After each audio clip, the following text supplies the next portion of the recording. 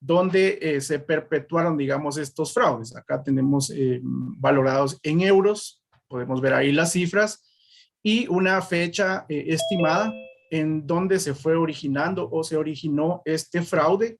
La región, que acá vemos que ha sido a nivel de Estados Unidos, principalmente, Francia, Japón, Alemania y Mozambique. Y también tenemos en la última columna el sector, ¿verdad? Que esto es donde ha golpeado o se ha perpetuado estos casos de fraude. Si vemos allá, ahí tenemos el sector de energía, en el sector de la inversión, finanzas, telecomunicaciones, comercio y las finanzas, ¿verdad? Entonces, si vemos acá estos distintos hechos que vemos aquí, la cronología de las fechas, podemos ver acá que el caso de Bernard Madoff es el más antiguo, digamos, que viene desde 1960 hasta 2009, el cual tuvo una serie de pasos para que el fraude al final se perpetuara y fuera identificado también ya como un fraude, ¿verdad? Sin embargo, el más sonado que nosotros podemos ver acá, que es el primero que aparece, es el de la compañía Enron, ¿verdad?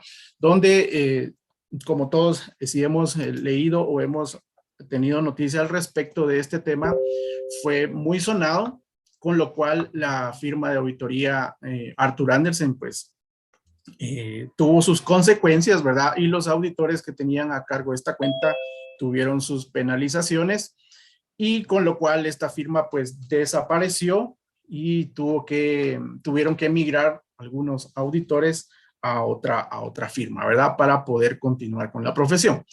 Con lo cual vemos que todos estos casos que se han suscitado han ayudado o apoyado para que las normas internacionales de auditoría se vayan modificando y vayan reforzando estos aspectos que han sido de debilidad, con lo cual dieron lugar a los fraudes, ¿verdad? Como vemos el caso de Enron, sí fue muy sonado por el tema de la independencia, ¿verdad? De los auditores, con lo cual ahí sí ya se rompió totalmente la independencia y lo cual llevó a perpetrar este fraude, ¿verdad? Con lo cual ya hemos visto que aparte de la modificación de las normas, también las NIF, que sería el marco de referencia contable, también ya tuvo el auge correspondiente para llevar el control contable y este marco internacional. Así también fueron naciendo ya los cuerpos de revisión a nivel de empresas que cotizan en bolsa, como lo es la SEC, ¿verdad? Con lo cual ya es, digamos, este es un cuerpo de vigilancia que serían los auditores de los auditores, ¿verdad? Que hemos escuchado. Entonces, si vemos estos casos, pues sí dieron mucho a que las normas de auditoría pues tuvieran una razón de ser e implementar toda la normativa que conocemos hasta la fecha, ¿verdad? Ok, teniendo esto un poco de los antecedentes, vamos a pasar acá a este diagrama donde podemos ver que como parte, digamos, medular o parte inicial, nosotros contamos con las normas internacionales de control de calidad. Que estas normas de control de calidad son las que pues nosotros nos basamos para tener los cimientos, ¿verdad? La base de las normativas o digamos, del trabajo como auditores. Como segundo peldaño, podemos identificar que tenemos el marco internacional para encargos de aseguramiento, que es la auditoría y la revisión. Y el segundo escalón son las normas internacionales de servicios relacionados o las compilaciones, ¿verdad? Entonces, si vemos, digamos, en este diagrama, podemos ver que sí tenemos una base, que son nuestras normas internacionales de calidad. De esto ya se desprenden estas dos ramas, que tenemos los encargos de aseguramiento y los servicios relacionados. Si vemos acá las normas de auditoría y revisión, podemos ver ya en el tercer peldaño que acá ya tenemos una segunda, digamos, división, que son las de información financiera histórica y de otra información financiera. Bajando al último peldaño, acá ya tenemos la normativa que tenemos nosotros que observar dependiendo de qué tipo de trabajo vayamos a estar realizando como auditores, ¿verdad? Si vemos acá en este peldaño de la información financiera histórica, ya la primera norma tenemos que son las normas internacionales de auditoría, que van desde la 100 a la 999, las cuales serán el sujeto, digamos, de discusión o de que vamos a revisar el día de hoy. Sin embargo, podemos ver que tenemos también como segunda compendio de normas, declaraciones internacionales de la práctica de auditoría, que su abreviatura sería la DIPA, que van de la 1000 a la 1999. También tenemos acá las normas internacionales de encargos de revisión, que sus siglas son las NIR de las 2000 y a las 2699. Estas normas, pues las traigo acá para que podamos tener nosotros este cuadro, que también son de observancia cuando estamos haciendo alguna validación, ¿verdad? De alguna cuenta en específico, o lo que también llamamos los procedimientos convenidos, ¿verdad? Que lo vemos también en este convenio, en este compendio de normas, con lo cual, entonces, para que nos demos la idea de que aparte de tener las normas internacionales de auditoría, que estas van específicas para la auditoría de estados financieros, ¿verdad? Basadas en un marco contable, como lo es las NIF, ¿verdad? O podría ser también acá en Guatemala con nuestra normativa local, que es el decreto, la ley de actualización tributaria, ¿verdad? El decreto 10/2012. Entonces, bajo este sentido, podemos ver que también tenemos estos otros compendios de norma que también los tenemos que conocer y los tenemos que tener a la vista, ¿verdad? También en esta parte de otra información financiera, vemos que tenemos las normas internacionales de encargos de aseguramiento, ¿verdad? Las NIEA, y que van de su sección 3000 a la 3699. Entonces, esto también es importante, que entra dentro del marco de aseguramiento para encargos de aseguramiento y auditoría. Entonces, esto lo tenemos que tener presente, ¿verdad? Que aparte de las normas de auditoría, tenemos estos otros compendios de norma que nos van a ser útiles durante nuestra profesión. Y por acá en este cuadrito verde vemos que son los de servicios relacionados, y estos van a servicios, digamos ya como veíamos, de procedimientos previamente convenidos cuando nosotros hacemos esta revisión, ¿verdad? Donde somos requeridos para hacer un aseguramiento puntual de algún asunto en particular, ¿verdad? Entonces acá esto para que lo podamos tener de punto de referencia, y que este va a ser nuestro punto al final de partida. Como les indico, el día de hoy vamos a estar enfocándonos en lo que son las normas internacionales de auditoría. Entonces esto para que lo podamos tener y lo podamos revisar. Bueno, pasando ya al tema de lo que es las normas internacionales de auditoría, vamos a ver el tema del informe de auditoría. Vamos a empezar por este tema, que si bien sabemos las normas que nos van a dar los lineamientos respecto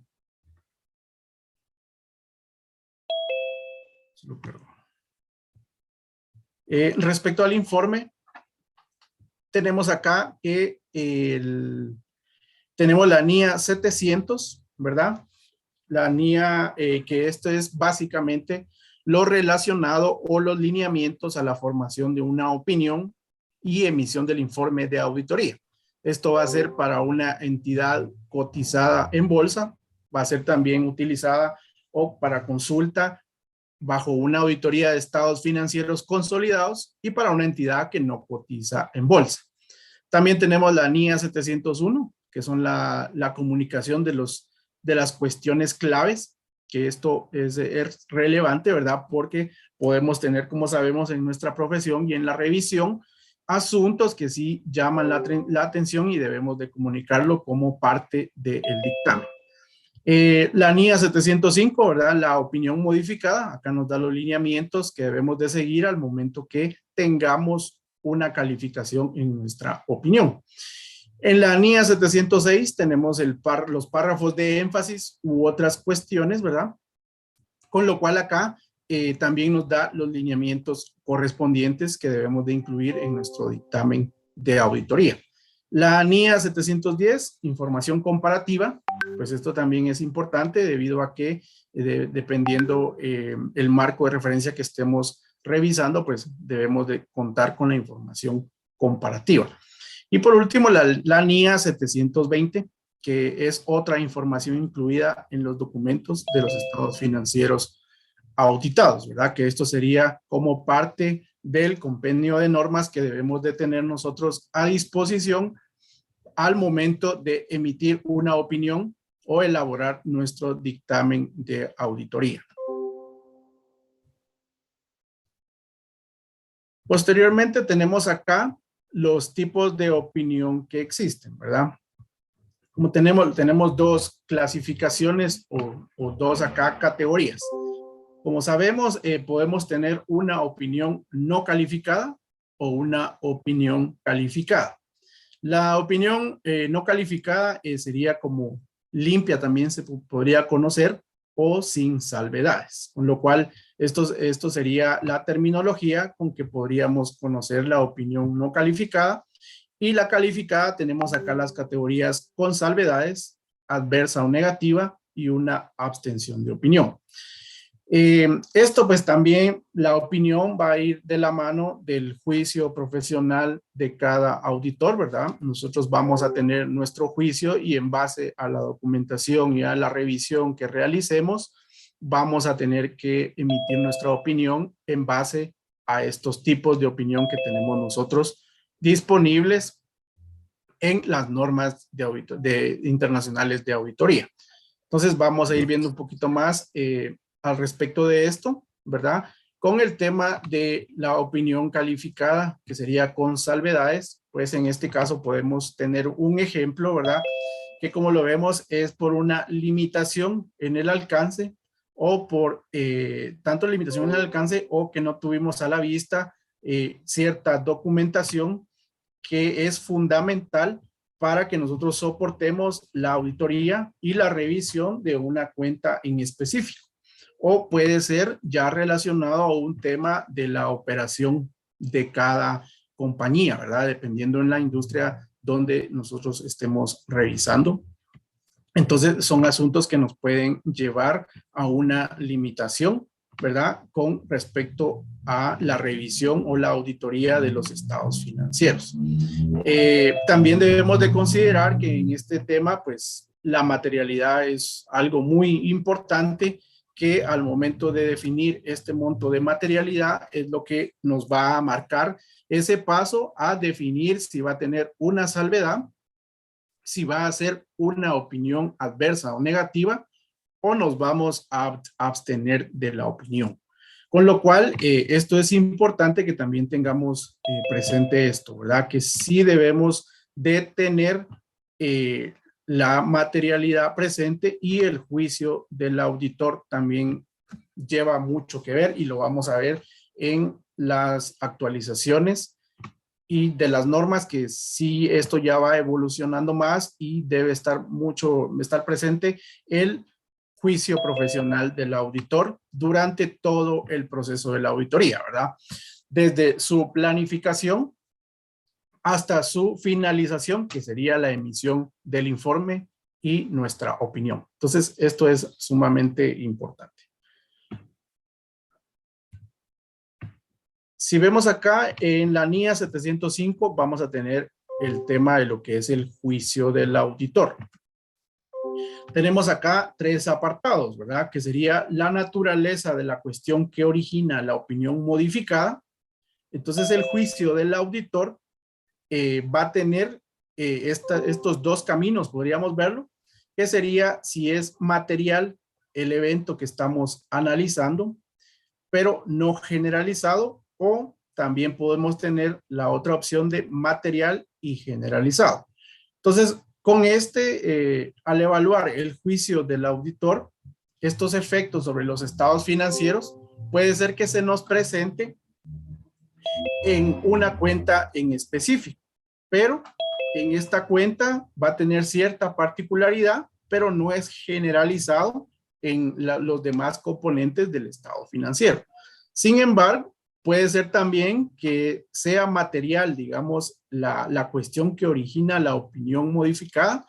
Es decir, tuvimos una limitación en el alcance y no nos entregaron cierta información de varias cuentas o relacionada con toda la información que solicitamos de todas las cuentas que estábamos validando de nuestros estados financieros.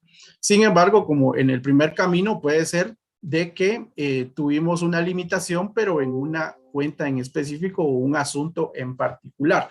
Con lo cual acá es donde podríamos tener una salvedad, ¿verdad? Pero sería específica a un rubro. De lo contrario, podemos también tener que sí se generalizó o es un asunto que va involucrado y puede afectar a todos los estados financieros. Posteriormente, en esta línea, tenemos que los estados financieros contienen incorrecciones materiales, ¿verdad? Entonces, esto va a ser otro asunto que debemos de considerar. Ya acá nos vamos a la opinión con salvedades o una opinión desfavorable o adversa. En este lineamiento lo que debemos de considerar más que la limitación, digamos, de cierta información o algún incumplimiento del marco de referencia contable que estemos auditando, vamos a la magnitud o a la materialidad del evento, ¿verdad? Por lo cual acá si la incorrección material que estamos nosotros identificando nos va a llevar a un camino de indicarlo como una salvedad o ya nos puede llevar al otro camino de presentar una opinión desfavorable. Con lo cual esto sí tiene mucho peso, ¿verdad? Como podemos ver, con una opinión con salvedad, podríamos decir que la compañía puede vivir o puede salir adelante porque sería un evento sobre una cuenta de un estado financiero, pero al irnos sobre el camino de la opinión desfavorable o adversa, entonces esto sí ya es un tema más crítico, ¿verdad? Con lo cual, sí acá estaríamos diciendo que nosotros estamos negando nuestra opinión, es decir, estamos indicando que lo que estamos auditando, pues no cumple, ¿verdad? Con todos los aspectos o los aspectos materiales o relevantes de la auditoría. Y por último, tenemos que ya es la imposibilidad de obtener evidencia de auditoría suficiente y adecuada. Volvemos que tenemos el camino con opinión con salvedades o aquí ya tendríamos el camino de tener una abstención de opinión. Con lo cual acá vamos en que podría ser el tema de que no nos dieron la documentación, como veíamos, y entonces acá vemos la magnitud de esta falta de evidencia suficiente y competente y nosotros nos inclinaríamos sobre una salvedad o salvedades. Esto quiere decir indicar los problemas que tuvimos al momento de realizar la auditoría.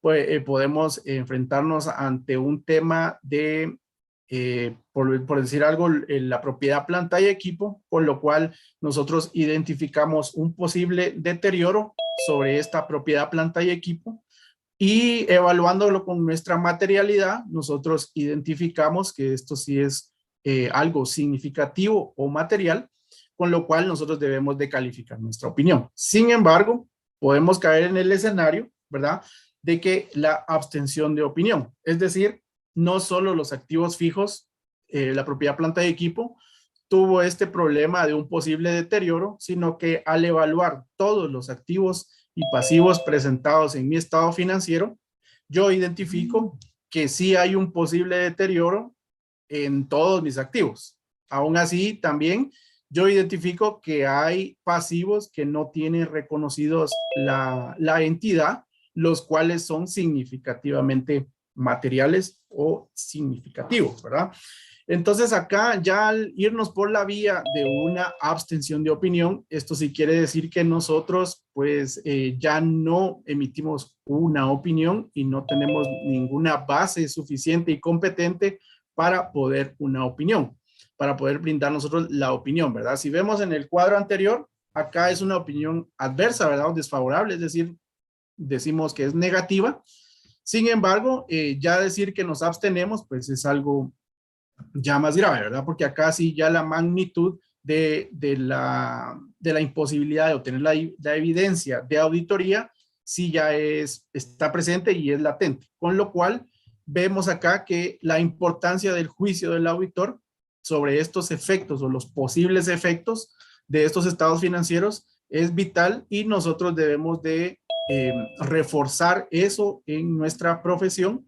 Y también lo vamos a ver que a nivel de cuando estemos ante una auditoría de grupos, este juicio también debe estar presente, no solo en el que va a controlar la auditoría a nivel de los componentes, sino en cada componente debe estar presente este juicio profesional.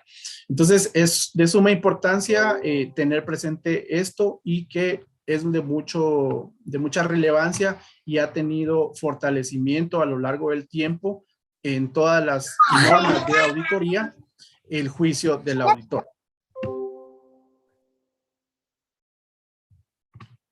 Bueno, pasamos al nuevo modelo del dictamen. Acá vamos a ver características que van inmersas como el nuevo modelo del dictamen o lo que podemos nosotros ver ahorita con las modificaciones que hemos tenido. Como primer punto tendríamos la transparencia e información, ¿verdad? La transparencia en la información. También tenemos el punto B, que sería un cambio internacional.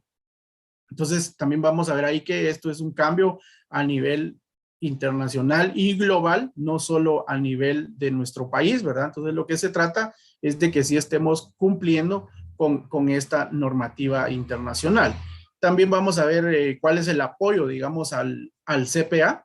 También vamos a ver cuestiones si estamos preparados como profesionales y vamos a ver al final el paso de lo que tendría que contener el nuevo informe o el dictamen.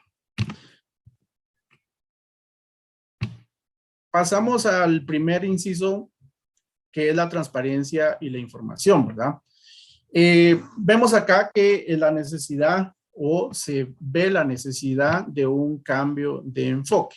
Esto ya viene a partir del 15 de diciembre de 2016, se ha venido reforzando desde esa fecha. No es solo un cambio de estructura del dictamen, sino de los efectos con la compañía contratante, es decir, los efectos que van a surgir de la evaluación de todos los aspectos durante el proceso de la auditoría. Y también tenemos como otro punto el hecho de que el auditor aporte mayor transparencia sobre la auditoría. Es aumentar el valor comunicativo del informe de auditoría. Esto es crucial para el valor que se percibe de la auditoría de los estados financieros. Entonces, lo que se quiere fortalecer con la transparencia de la información es esta utilidad y que como auditores brindemos esa generación de valor hacia las compañías. Diego, yo veo que acá Mirna Poncio tiene levantada la mano.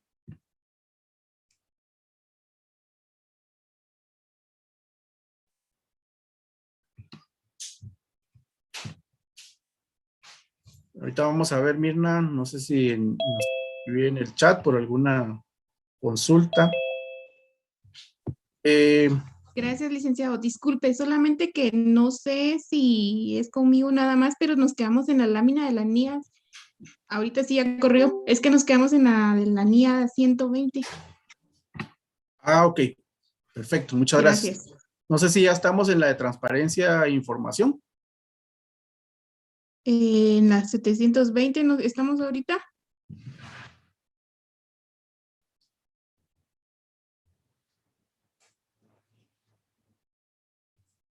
Permítame, voy a ver nuevamente compartir la pantalla. Tal vez subo acá un Gracias. tema. ¿Me confirma si ya estamos en transparencia e información?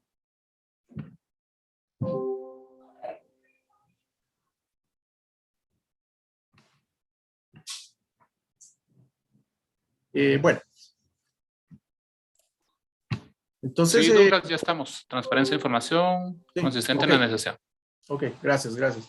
Bueno, entonces, sí, como indicaba, el hecho, ¿verdad?, de que el auditor aporte mayor transparencia a las cifras o a la auditoría, esto es un reto y es algo que los cambios al final del dictamen son donde nos llevan de que debe haber pues un valor agregado, ¿verdad? Ya no solo como veíamos antes el dictamen que no incluía mayor revelación o aseguramiento por parte del auditor y también que fuera beneficio para el usuario del dictamen y de los informes. Entonces, con este cambio de la transparencia en la información, es algo que debemos de considerar y se está logrando, digamos, con esta actualización del informe. Como siguiente punto,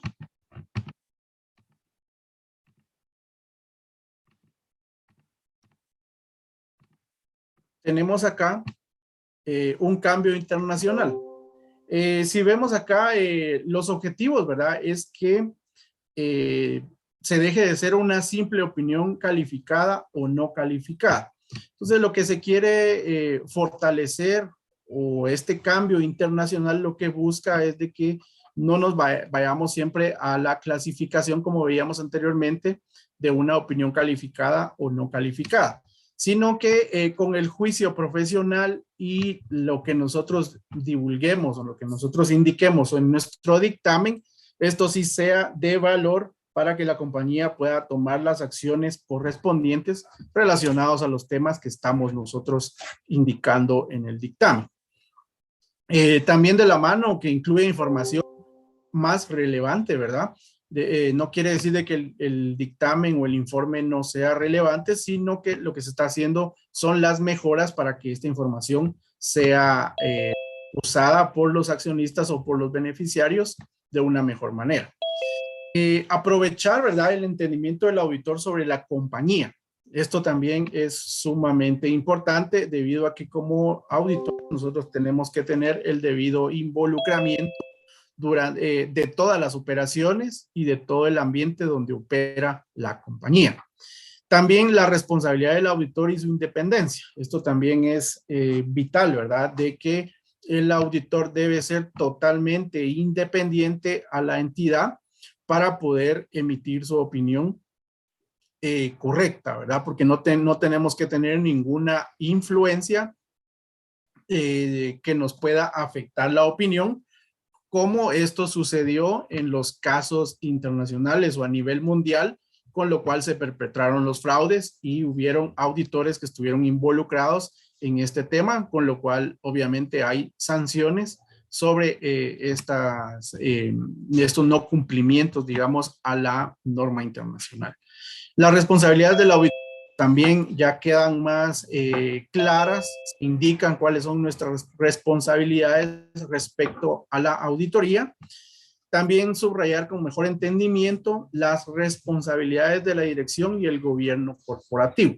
Esto es sumamente importante debido a que, como sabemos, la preparación del informe de la cifra, los estados financieros y sus notas son responsabilidad de la administración y por ende el gobierno corporativo. Así también el control interno. Esto es responsabilidad del gobierno corporativo y de la administración que debe estar presente y debemos de tener nosotros como auditores ese entendimiento del control y la validación correspondiente sobre los controles y los controles que mitigan los riesgos que pueden perpetrarse en la compañía, ¿verdad?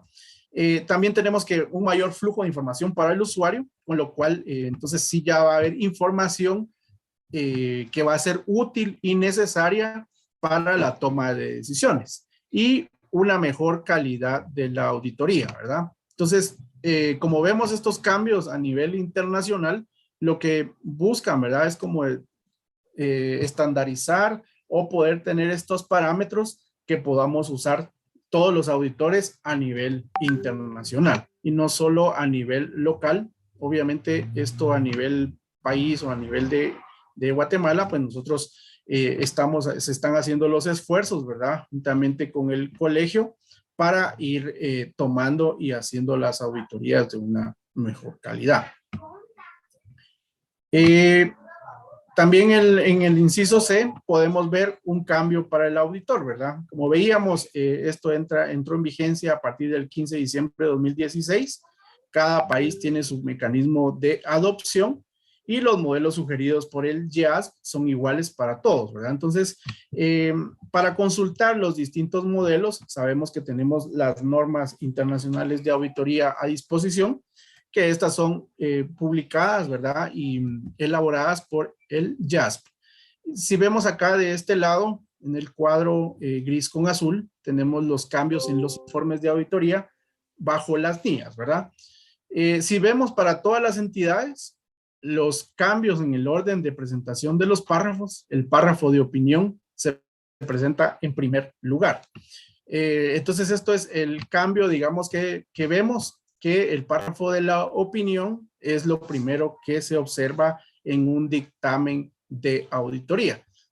¿Por qué, verdad? Porque esto es lo que, digámoslo así, es la parte principal o medular de que debe saber el usuario de tener si hay una opinión calificada, es una opinión limpia o sin salvedades, y si tiene algunas salvedades, cuáles son estas salvedades, o si es una opinión negativa o es una abstención de opinión. Por esta razón, se tiene como punto inicial qué opinión corresponde al dictamen.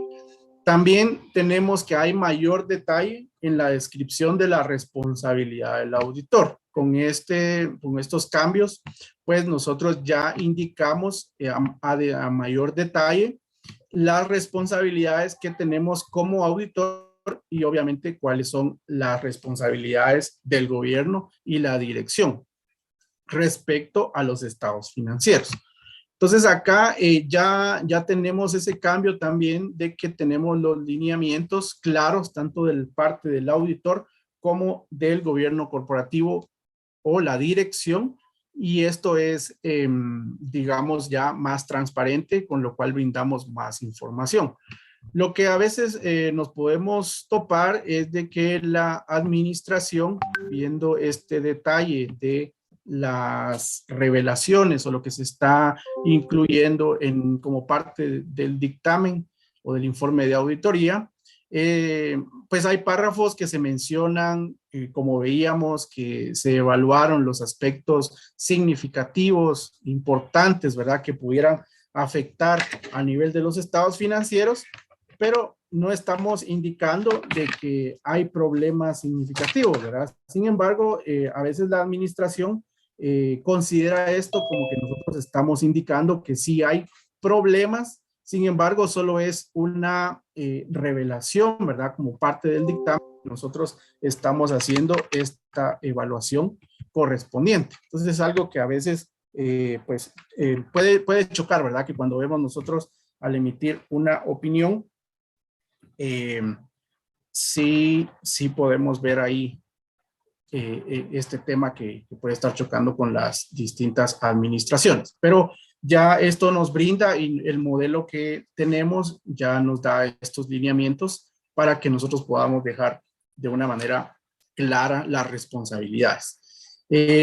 También manifestación expresa del auditor de su independencia respecto a la sociedad y de haber cumplido con los requerimientos de ética que le resultan de aplicación. Entonces, esto también es de suma importancia debido a que sí hacemos nosotros como parte del dictamen esta manifestación, ¿verdad? De que nosotros somos totalmente independientes respecto a la entidad que nosotros estamos haciendo la auditoría. Y también pues tiene, digamos, un efecto para nosotros debido a que si existe alguna falla o alguna incongruencia o algún tema relacionado, como lo veíamos, de los fraudes, pues también nosotros estamos ahí declarando que no había ningún tema de independencia, con lo cual pues viene la responsabilidad y también la aclaración frente a la administración y brindarles esa tranquilidad. También tenemos la descripción de la responsabilidad del auditor y el trabajo realizado sobre la otra información. Entonces acá la otra información pues también viene siendo algunos asuntos que nosotros hacemos digamos la alarma o el comentario sobre asuntos relevantes, como podemos ver los temas de COVID, ¿verdad? Ahora con el tema de pandemia, esto era un tema que nosotros agregábamos como otra información o un párrafo de énfasis dentro de nuestro dictamen, indicando que estos temas se han originado, ¿verdad?, a nivel mundial, con lo cual nosotros indicábamos cuál era el suceso, o podríamos tenerlo como parte de una nota a los estados financieros, como unos eventos subsecuentes, siempre tomando en consideración que los efectos de pandemia también pudieron haber tenido algo que debemos nosotros indicar en nuestro dictamen de auditoría, ¿verdad? Como vemos, estas serían las indicaciones para todas las entidades. En adición, para entidades que cotizan en bolsa, tenemos la inclusión de las cuestiones claves de auditoría, que en inglés son los Key Audit Matters. Entonces, con esto ya, aquí ya se incluye como parte adicional al informe cuáles fueron digamos, los asuntos de riesgo o los asuntos claves que llaman la atención durante nuestra auditoría, y nosotros, de acuerdo a la materialidad, como sabemos, tenemos que calcular esta materialidad y nuestros umbrales dentro del parámetro que tenemos para nosotros identificar estos asuntos claves, y estos en un informe o en un dictamen de una entidad que cotiza en bolsa, sí es una obligación que debemos indicarlos y detallarlos, ¿verdad? De esta manera. Con lo cual, en las entidades que no cotizan en bolsa, todavía esto no es un requerimiento como tal. Sin embargo, sí lo debemos de tomar en consideración para nuestro modelo del dictamen que podamos tener, ¿verdad? También tenemos la identificación del nombre del socio que firma, ¿verdad? Entonces, esto para las entidades que cotizan en bolsa, acá sí es requerido el nombre, ¿verdad?, del socio que está firmando, que si han tenido la oportunidad o hemos tenido la oportunidad de ver algunos informes que son emitidos por firmas, digamos, internacionales, a veces se utiliza la firma, podríamos decir así, genérica, donde se incluye el nombre, por llamar acá como ejemplo, PwC, ¿verdad? O KPMG. Entonces, vemos ahí que esto puede ser utilizado, pero en una auditoría de una entidad que cotiza en bolsa, esto no puede ser de esta manera, ¿verdad? Siempre tiene que ir identificado el nombre del socio firmante, ¿verdad? Que esto pues es algo ya responsabilidad, así cualquier asunto que pueda surgir, se sabe quién fue el responsable. Bueno, vamos acá con ya los pasos, ¿verdad? O el tema del informe o el dictamen. Vemos acá que paso 1, identificar las cuestiones claves de auditoría. Tenemos estos 3 puntos, que son cuestiones comunicadas a los responsables del gobierno de la entidad, cuestiones que exigieron una mayor atención por parte del auditor al realizar la auditoría, y las cuestiones claves de auditoría, las de mayor significatividad. Entonces, este paso 1, pues es identificar estas cuestiones o cuestiones claves de la auditoría que son base para que nosotros podamos soportar nuestra opinión, ¿verdad? Como vemos, deben ser comunicados oportunamente al gobierno de la entidad, ¿verdad? Esto debe ser durante todo el proceso de la auditoría, debe ser comunicado, no debe ser comunicado al final, ¿verdad? Con la entrega del dictamen, sino que esto sí debe ser durante todo el proceso. Y nosotros indicar también cuáles fueron las áreas de mayor atención. Eso como paso número 1. Como paso número 2, describir las cuestiones claves de auditoría, información que la norma requiere incluir. También aquí podemos considerar los 3 aspectos, ¿verdad? Porque la cuestión fue de mayor significatividad. Entonces nosotros debemos indicar cuáles fueron las razones que nos llevaron a indicar que esta cuestión era significativa, cómo se abordó la cuestión en la auditoría. Como vemos en el proceso de la auditoría, nosotros desde un inicio, si identificamos un tema al evaluar la entidad como cliente para prestar nosotros servicios de auditoría, si desde ahí tenemos un asunto significativo que debemos nosotros de comentar, lo debemos de hacer, ¿verdad? Para nosotros no iniciar el trabajo o no realizar la auditoría previo a llevar a cabo todo el proceso, debido a que esto debe hacerse desde un inicio y no hasta llegar al emitir el dictamen y que pudiéramos tener algún asunto de este tipo. También incluir una referencia de información correspondiente en los estados financieros. Entonces, esto también lo debemos de incluir como la descripción de los asuntos claves de auditoría.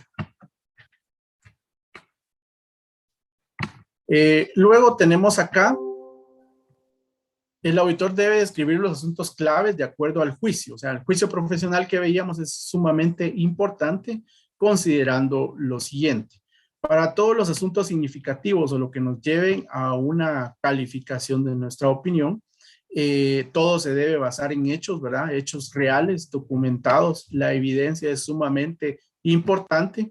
Se adapta a las circunstancias. Entonces hay que ver también, como comentaba con el tema de pandemia, pues hay que tener en consideración cuáles son estas circunstancias para ir evaluando si las cuestiones que estamos nosotros revisando tienen una razón de ser, ¿verdad?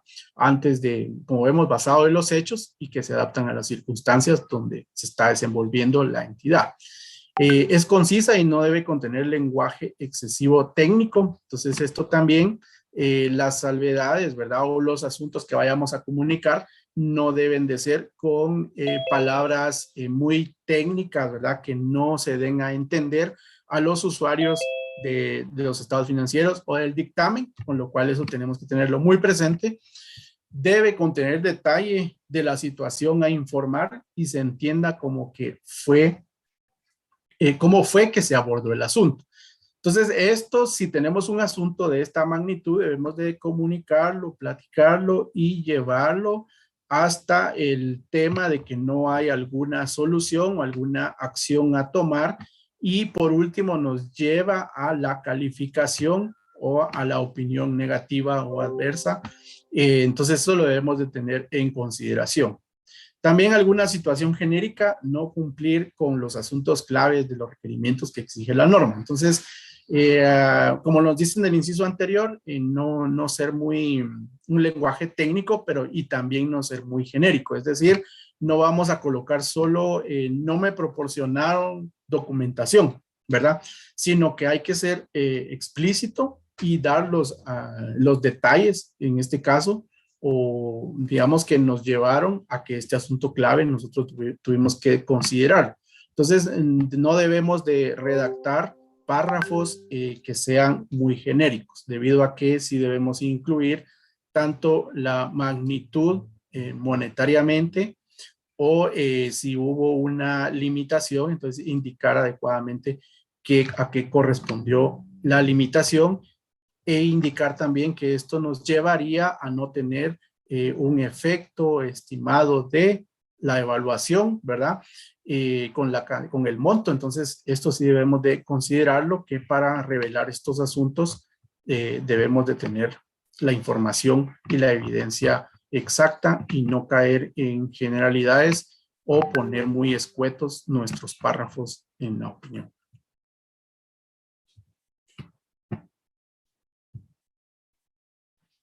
Ok, entonces digamos, estos asuntos que comentábamos son los referentes a lo que es el dictamen o los informes de auditoría que debemos de tener en consideración respecto al momento de emitir nosotros el dictamen. Ahora pasamos al tema de lo que es la NIA 315. Acá vamos a revisar los aspectos claves que debemos de considerar obviamente para respaldar nuestra opinión de auditoría. Vamos a ver que nos dice o nos indica un refuerzo en relación a obtener y comprender de mejor manera estos temas que vamos a ver. El escepticismo profesional. Entonces, la norma nos indica que el escepticismo profesional debe estar, obviamente sabemos, siempre presente. Sin embargo, esto nos lo hace hincapié que durante todo el proceso, digamos, de la obtención, la realización del trabajo y la obtención de la auditoría, el escepticismo profesional debe ser clave. Esto no lo debemos dejar por un lado, siempre debe estar presente durante todo el proceso. Entonces, esto nos lo viene a reforzar y a recalcar. También clarificar el proceso de valoración del riesgo. En las guías, ya que nos brinda, digamos, las normas internacionales, vamos a poder tener ya ejemplos, digamos, a nivel internacional, donde la valoración del riesgo también ya nos da ciertos lineamientos para poder tener esta magnitud, ¿verdad? Que como vemos al final esto viene siendo también como parte del juicio del auditor. Sin embargo, en las guías que ya está publicando el JASP, ya nos va dando estos lineamientos, con lo cual podemos ir nosotros considerándolo en nuestra elaboración de la planificación de la auditoría. También nos indica que un enfoque sobre la comprensión del marco de referencia aplicable. Entonces, debemos de también dejar claro en nuestros papeles el tema de la comprensión de qué marco de referencia contable estamos aplicando en la auditoría. Es decir, si estamos bajo una base local, ¿verdad? O si estamos bajo un marco de referencia internacional, entonces esto lo debemos de tener claro, de tener la comprensión de cuáles normas y cuál es la aplicación y el proceso de adopción o implementación de las normas de auditoría es el adecuado. Entonces, sí nos refuerza este tema y nos brinda ya que debemos de hacer una mayor documentación en nuestros papeles sobre esta comprensión del marco de referencia, utilizando los checklists de revisión de cumplimiento de la normativa en que nos estemos desarrollando durante la auditoría. Como vemos, también a nivel Guatemala ya ha salido publicada la resolución de la Superintendencia de Bancos respecto a que ya las instituciones financieras tienen que requerir los informes auditados sobre la normativa, ya sea de normas internacionales en su versión full, ¿verdad? O completas, las NIF completas, o las NIF para pymes. Esto también lo tenemos que considerar debido a que ya tenemos ahí que un mayor a 20 millones de quetzales, un monto, ya las compañías deben de emitir estos estados financieros, ¿verdad? Y los bancos ya lo van a estar requiriendo a partir con sus nuevos clientes, así también con los clientes que ya la cartera que tenían ya adoptada, digamos, previo a esta resolución que fue publicada ahora en mayo, que también entonces esto, pues lo debemos de considerar, y las normas de auditoría sí nos indican que esto debe estar debidamente documentado, o sea, obtener la comprensión de este marco de referencia. También el sistema de control de la entidad pues nos viene a reforzar. Hemos visto que esto del entendimiento del control de la entidad obviamente es una responsabilidad del auditor y que nos sirve para nosotros como auditores tener un alcance menor, ¿verdad?, de nuestras pruebas sustantivas al momento de tener una confianza en el control interno. Es decir, que el control interno está diseñado, implementado y está operando eficazmente. Entonces, con esto nosotros tenemos esta, digamos, esta opción para nosotros reducir nuestro trabajo. Entonces, también nos da alineamientos de que debemos de reforzar el control interno sobre los riesgos o sobre los asuntos claves o importantes de la auditoría, y que sobre estos tenemos que dejar documentado y hacer la prueba fehaciente de la evidencia de la implementación de los controles internos. Entonces esto nos lo viene a reforzar que debemos de tener nosotros en nuestros papeles esta comprensión. También nos va ya agregando los términos del riesgo inherente, que esto ya lo hemos nosotros manejado, lo veíamos como parte, digamos, de la auditoría interna, pero ya acá ya nos va dando un umbral ya más detallado para tener siempre presente, aparte de nuestro juicio y el escepticismo, el manejo de un riesgo inherente como parte de la evaluación también de los distintos riesgos dentro de la entidad y la auditoría, ¿verdad? Otro punto es distinguir la naturaleza y extensión del trabajo de los controles directos e indirectos. Esto también es importante debido a que como parte del entendimiento del sistema de control, hay controles directos que van a mitigar los riesgos y también hay indirectos. Entonces, ya también nos va dando estos lineamientos para que consideremos esta evaluación del control interno, ya teniendo claro o una guía de por qué son controles directos e indirectos. Entonces, también nos llama la atención o la reflexión de que como auditores debemos de tener este entendimiento y esta comprensión debidamente de los controles. Luego, clarificar cuáles controles necesitan ser identificados. Como les platicaba, el diseño e implementación, esto es vital, pues también nos vuelve a reforzar, o el control interno es un tema que se está ahorita reforzando debido a que es indispensable que como auditores nosotros tengamos la evaluación del diseño y la implementación de los controles. Entonces es algo que nos viene a reforzar nuevamente en la normativa. Ok. Pasando acá, tenemos acá algunos conceptos, y definiciones que podemos tener respecto a la identificación y la valoración del riesgo de incorrección material. Si vemos acá, tenemos el término, ¿verdad? Que creo que ya lo hemos escuchado, que son las clases significativas de transacciones, saldos de cuenta e información a revelar y afirmaciones relevantes. Esta terminología, pues ya es la que debemos nosotros manejar, ¿verdad? Ya el tema de cuentas, digamos, importantes o significativas, o el tema de ciclos de transacciones, pues esta terminología ya, digamos, se quedó ya rezagada, con lo cual nos indica acá que debemos referirnos a clases significativas de transacciones, ¿verdad? O saldos de cuenta o temas de la revelación de la información. Y esto nos ayuda a la identificación y valoración del riesgo de incorrección material. Entonces, como sabemos, nosotros vamos a tener acá saldos de transacciones que son significativas o importantes, con lo cual van a tener estos riesgos asociados que debemos de evaluar a nivel de control interno y de nuestras pruebas sustantivas. Entonces, esta terminología es la que debemos de tener presente, que así debemos de conocer los asuntos claves o relevantes durante la auditoría. También el espectro del riesgo inherente que veíamos anteriormente, entonces nos va a ayudar como auditores a ejercer el juicio, o sea, a fortalecer el juicio profesional con el fundamento en la probabilidad y magnitud de una posible incorrección.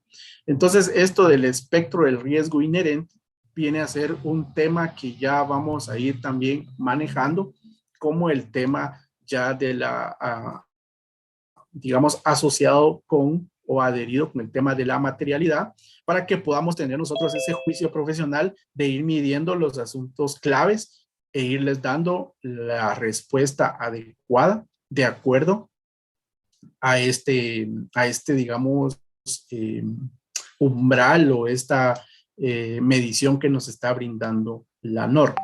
Entonces acá, como vemos, en un rango más alto a más bajo cuando valoramos el riesgo de incorrección material. Entonces es como también como lo que hemos visto en la auditoría interna, que tenemos el mapa de calor, ¿verdad? O nuestra matriz de riesgos. Entonces algo como esto vamos a tener que ir nosotros revisando para el tema de cómo ir midiendo este espectro o digamos este umbral del riesgo inherente. También factores del riesgo inherente. Esto para centrar al auditor en la susceptibilidad de las afirmaciones a incorrecciones. Esto incluye la complejidad, volatilidad, del cambio, ¿verdad? La incertidumbre. Entonces, acá nos va dando estos lineamientos o estas luces que para que nosotros como auditores podamos fortalecer el juicio profesional en la evaluación de las distintas clases significativas de transacciones.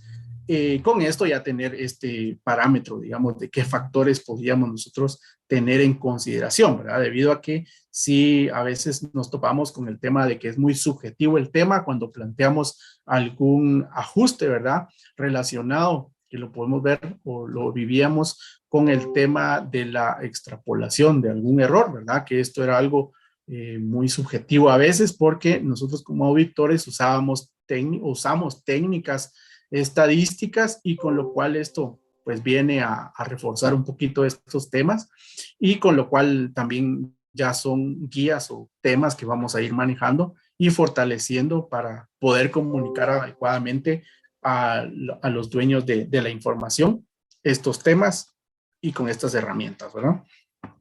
Entonces, estos son algunos de los términos que vamos a tener ahí o vamos a tener que ir familiarizándonos, ¿verdad? Como parte del proceso de la auditoría que ya nos lo trae en la NIA 315.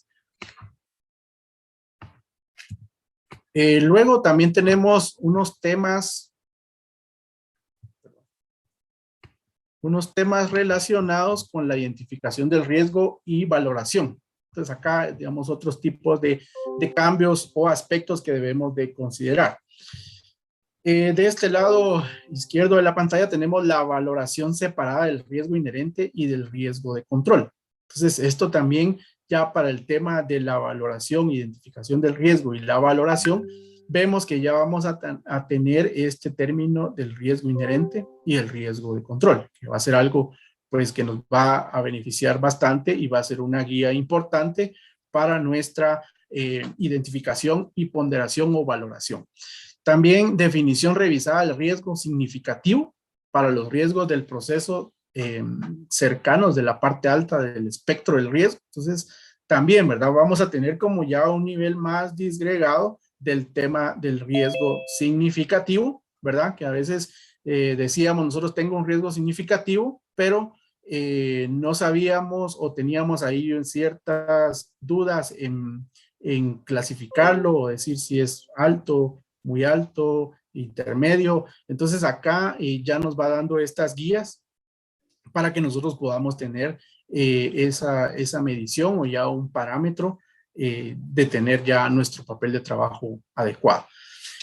También si el auditor no contempla probar la eficacia operativa de los controles, el riesgo, incluyendo la incorrección material, es el mismo que el de la valoración del riesgo inherente.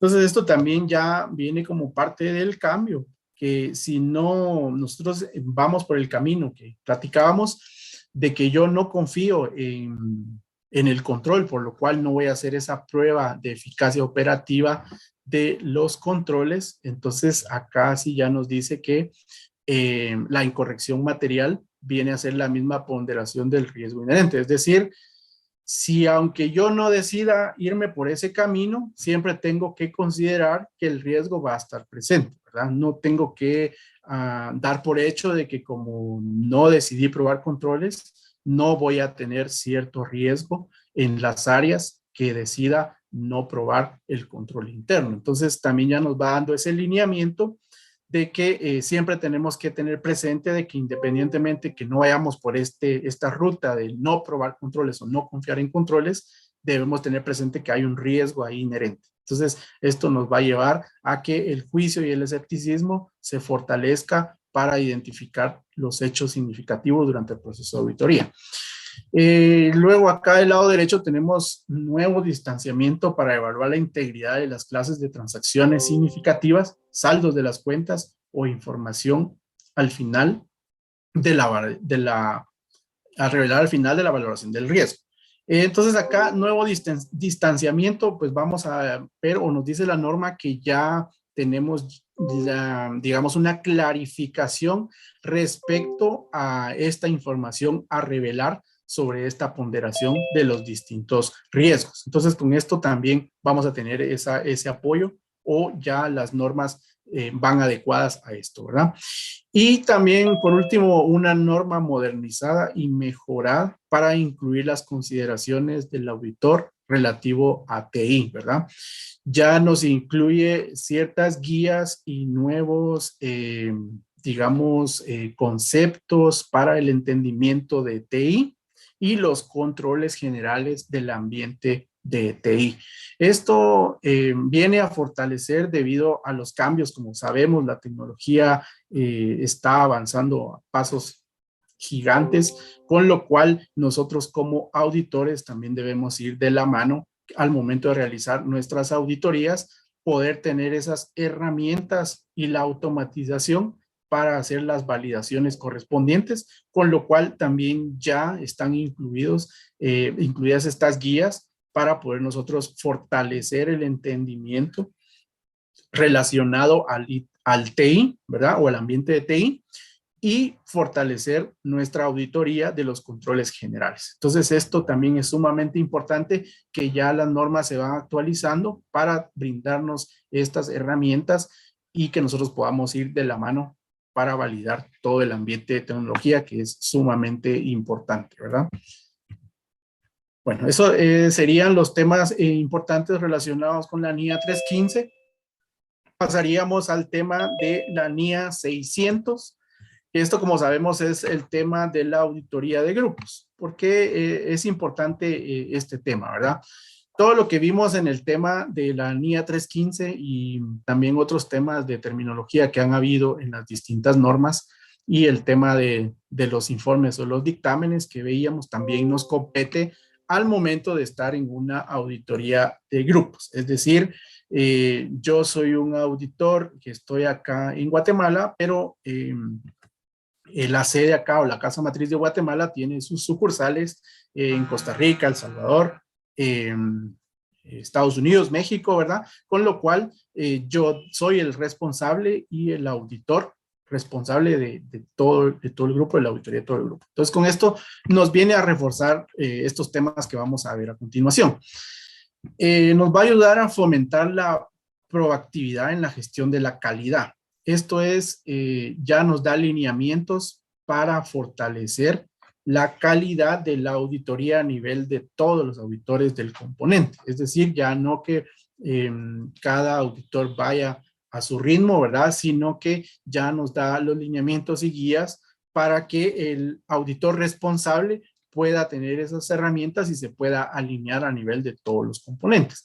También reforzar la comunicación de las interacciones durante la auditoría grupal, ¿verdad? Que como en la experiencia, digamos, puede suscitar de que algún comentario o alguna situación no es, digamos, comunicado o abordado de la misma forma en todos los componentes, con lo cual sí se vio la necesidad de fortalecer esta comunicación y ya nos da los lineamientos para que nosotros como auditores podamos documentar adecuadamente este proceso. También la mentalidad escéptica del auditor lo vuelve a reforzar, ¿verdad? En estas modificaciones que se realizan a la norma 600 para considerarlo durante toda la auditoría de grupos. Y vemos acá que los estados financieros de esta norma van a entrar en vigencia a partir o después del 15 de diciembre de 2023, ¿verdad? Todavía podemos ver que tenemos tiempo, sin embargo, es importante que conozcamos este cambio debido a que pues, es relevante para nuestra profesión y si nos podemos topar con algún tipo de auditoría de grupos. También acá aclara los diversos tipos de restricciones que pueden existir, ¿verdad? Como restricciones al acceso o a personas de la información.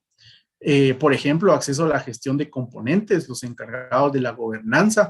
Entonces también puede pasar de que algún componente, como acá, digamos, en Guatemala, somos el auditor responsable, algún componente que no tuviera ese acceso a poder dirigir alguna consulta o pregunta o aclarar algún asunto sin que pasara por el auditor, digamos, encargado. Pero, sin embargo, ahora la norma indica ya ciertos lineamientos donde esta comunicación, como vemos, debe ser fluida y estar evitando estas restricciones, sino que ya haya una mejor comunicación y fluidez durante la auditoría de grupos.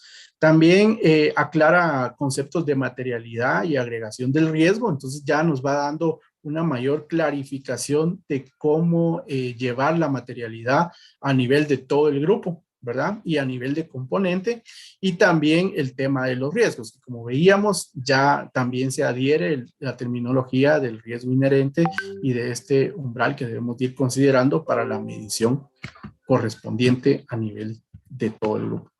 También, pues obviamente se fundamenta ya con todas las revisiones de la NIA 315, la 220, la 230, la 300. Entonces, todo esto ya lo va adhiriendo a la NIA 600, que a veces teníamos que nosotros como componentes de auditoría irnos a estas normas. Sin embargo, ahora ya lo tiene más detallado en esta NIA que es en particular para la auditoría de grupos.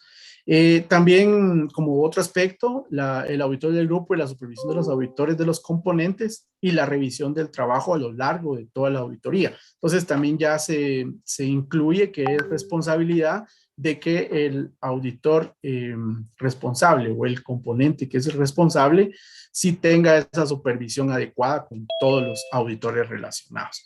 También concentrarse en identificar y evaluar y responder los riesgos materiales, ¿verdad? Que también pasaba de que había una declaración errónea de los estados financieros del grupo, pero a veces se manejaba solo a nivel de componente y no subía a los estados financieros consolidados del grupo, o a veces a la inversa. Entonces, ahí también viene a fortalecer este aspecto. Y por último, ¿verdad? Incluir secciones separadas a lo largo de la NIA 600 para resaltar el requisito material de aplicación del componente de todos los auditores involucrados. Entonces también ya nos va dando esas guías. Bueno, y por último, vamos a poner acá el plan de acción que tiene el JASP. Perdón.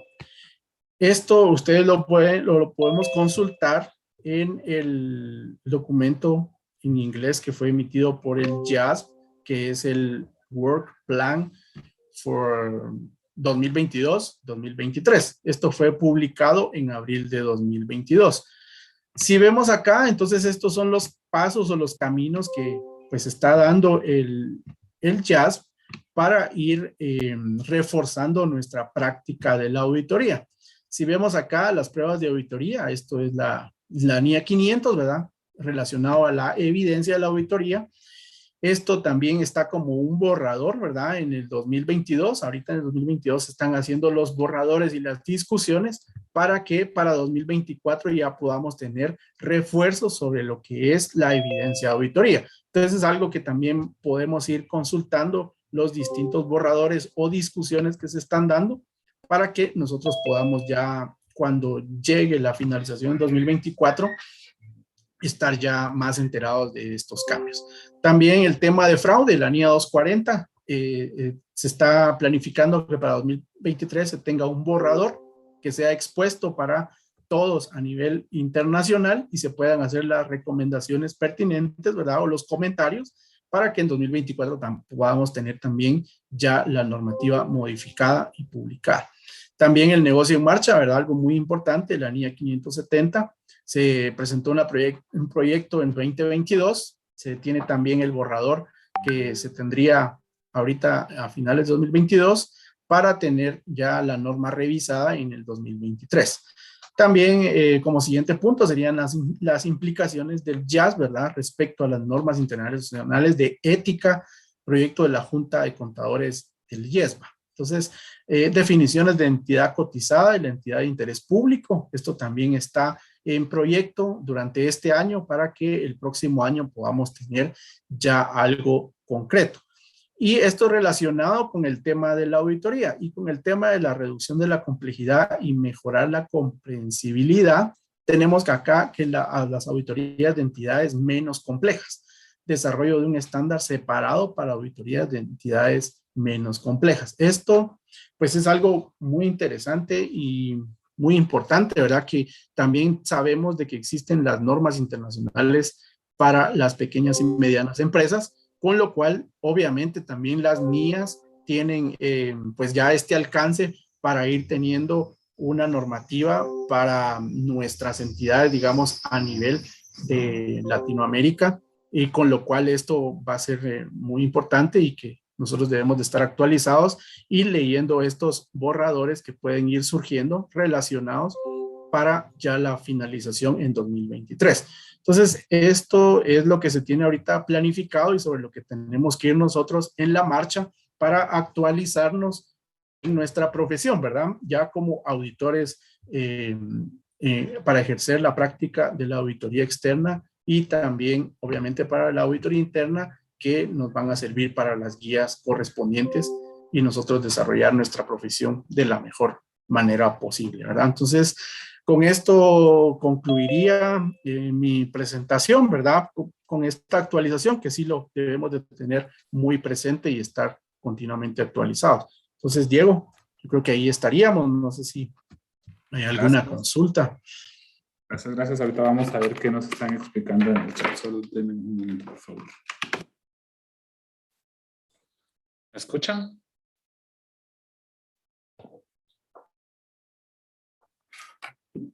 Gracias. Douglas, te comento, tenemos una pregunta aquí. Dice, un tema con respecto a precios de transferencia de la NIA 550. ¿Qué nos puede orientar? Eso lo hace Moisés García.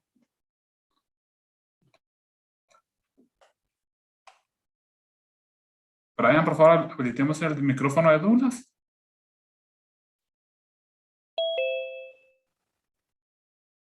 Brian. Lola, la plataforma, ahorita reviso.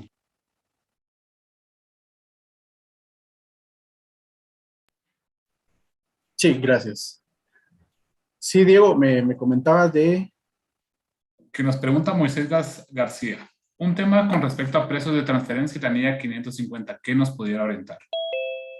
Sí, sí, con este tema de, digamos, de precios de transferencia, sabemos de que ya todo, como veíamos el día de ayer, ¿verdad? Con el tema del tema tributario y todos los cambios y toda la normativa que se viene. También el tema de precios de transferencia, que bien sabemos de que tenemos que estar evaluando las transacciones, ¿verdad? Con las partes relacionadas y teniendo la documentación, con lo cual esto también es algo importante y viene siendo como parte de las cuentas y transacciones, digamos, relevantes que debemos nosotros de ya tener incluidas como parte de, ¿verdad? Como un riesgo que debemos incluirlo, aparte de los riesgos de fraude que ya conocemos, que tenemos que incluir, ¿verdad? Que es el tema de los ingresos y obviamente las transacciones con partes relacionadas, que siempre ha sido un tema que debemos de considerar en nuestras auditorías. Entonces, esto también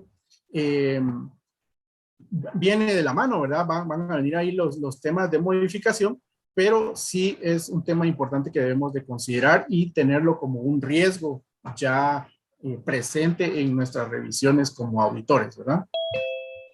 Muchas gracias, Douglas. Francisco Shiloh también nos pregunta. Mi pregunta es, si tenemos en cargo la realización de una auditoría integral, ¿en dónde, aparte de auditar y emitir opinión sobre información financiera histórica, también debemos auditar y opinar sobre la ejecución presupuestaria, estructura y funcionamiento del control interno y el cumplimiento del marco normativo y la gestión efectuada respecto de los derechos y obligaciones con entidades internacionales y nacionales? La pregunta consiste en, ¿debemos utilizar como marco conceptual la norma internacional de encargos de aseguramiento NIA 3000 o existe otra base técnica a considerar? Sí, sí, digamos que acá ese sería nuestro marco para poder, digamos, iniciar el trabajo, pero recordemos que si ya tenemos también un punto específico, ¿verdad? Es decir, yo voy a hacer una validación del control interno, entonces va a ser sobre bases ya establecidas, entonces me puedo ir sobre esta normativa o también irnos a la sección 4000 con el tema de procedimientos previamente convenidos, ¿verdad? Ya para hacer una validación específica de un asunto en particular. También recordemos que así como podemos ver el tema ahorita sonado de la ecuación cuadrática, ¿verdad? Vamos a poder tener nosotros también ahí que realizar una validación correspondiente, con lo cual, cierto que es parte de los estados financieros, ¿verdad? Digamos, parte de las NIAs, sin embargo, también sería una validación respecto a este rubro en particular, ¿verdad? Que tenemos que hacer. Y si nos fuera requerido alguna certificación puntual sobre esto, entonces sí nos iríamos bajo esta normativa que indica que sería la sección 3000, ¿verdad? Pero hay que considerar ahí cada caso para ir consultando la norma correspondiente. Muchas gracias, Douglas.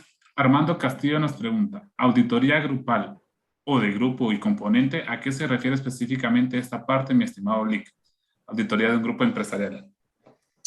Sí, aquí recordemos que, digamos, va a ser un grupo de empresas, ¿verdad?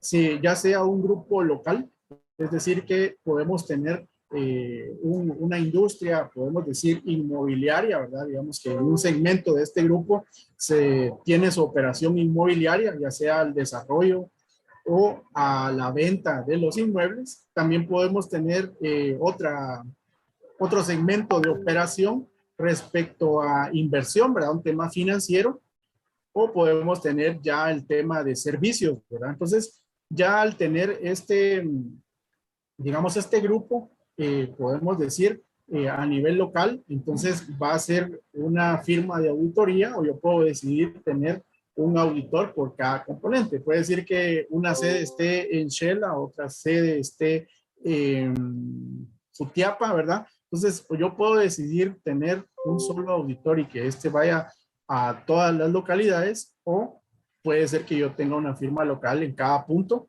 con lo cual el auditor de acá de la capital o de Guatemala va a tener ese control.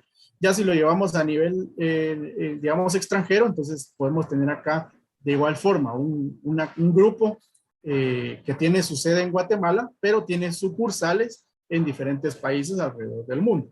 Entonces, allí es donde también en cada país habría un auditor por componente que no puede ser, a veces pasa de que no es el mismo, ¿verdad? Debido a que tal vez la firma que se eligió acá en Guatemala no tiene presencia en estos países y hay que buscar un auditor. Pero siempre debe haber esta comunicación de este auditor responsable con los demás auditores de los componentes. Entonces, a eso nos referimos que sí tenemos ya la responsabilidad de estar validando y verificando estas auditorías a nivel de grupo.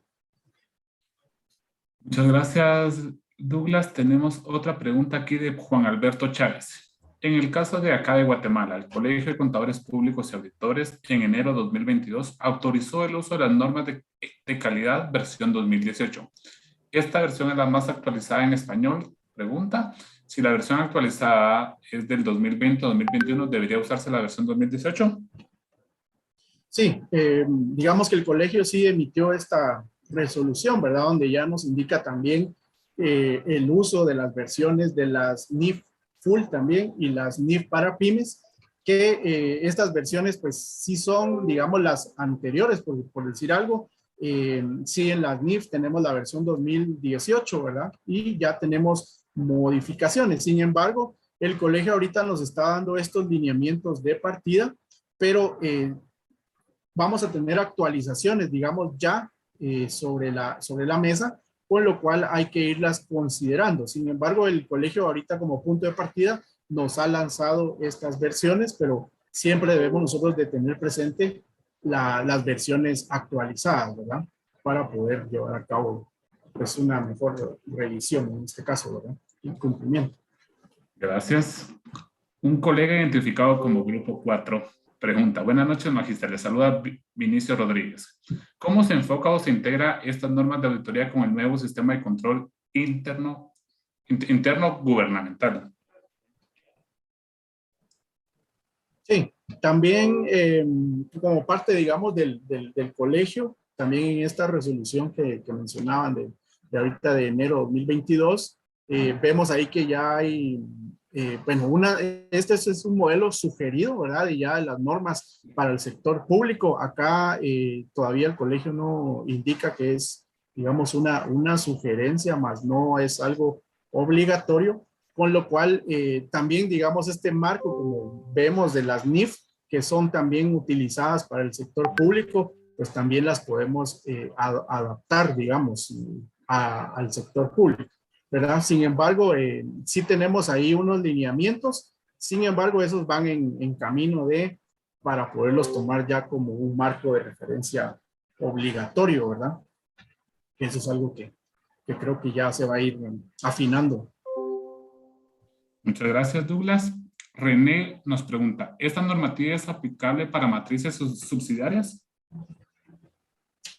Sí, digamos que siempre que estemos bajo la auditoría, como veíamos, de un marco de referencia internacional, ¿verdad? Como son las NIF para pymes, y estemos bajo la auditoría de estados financieros consolidados, en este caso de una matriz y sus subsidiarias o sucursales, entonces sí aplica, digamos, esta normativa 600 para la validación de todos los componentes y del proceso de auditoría. Muchas gracias, Douglas. Angie Romero nos pregunta, ¿las NIAs aplican para auditorías internas gubernamentales, ya que actualmente trabajamos sobre matriz de riesgos? Sí, digamos que para el tema de la auditoría interna, pues sí tenemos las normas relacionadas a la auditoría interna, ¿verdad? Que son las NIEPAI, que ahí, digamos, sobre ese marco de referencia es donde como auditores internos nos abocamos de primera mano. Sin embargo, las normas internacionales de auditoría pueden ser de ayuda también, debido a que ya se están incluyendo esta variación de conceptos y análisis de riesgos, ¿verdad? Con la inclusión de ya el riesgo inherente, con lo cual ya puede ser también un punto de referencia. Sin embargo, primero tenemos que ir a las normas de auditoría interna para ir validando. Y con el tema gubernamental, de igual forma podemos aplicarlo, ¿verdad? Ir adaptando, digamos, estas normas. Sin embargo, pues sí existen sus normas aplicables a lo que es el tema público, ¿verdad? Muchas gracias. En ese sentido, también me permito hacerles un anuncio importante. La otra semana estaremos dando un curso específicamente de esta matriz de riesgos que se está usando en el sector gubernamental. Los invitamos nuevamente a que nos sigan en la página de Facebook, ya que ahí estaremos informando cuál es el procedimiento para aplicar. Este curso será presencial, más o menos calculamos que va a ser el día martes.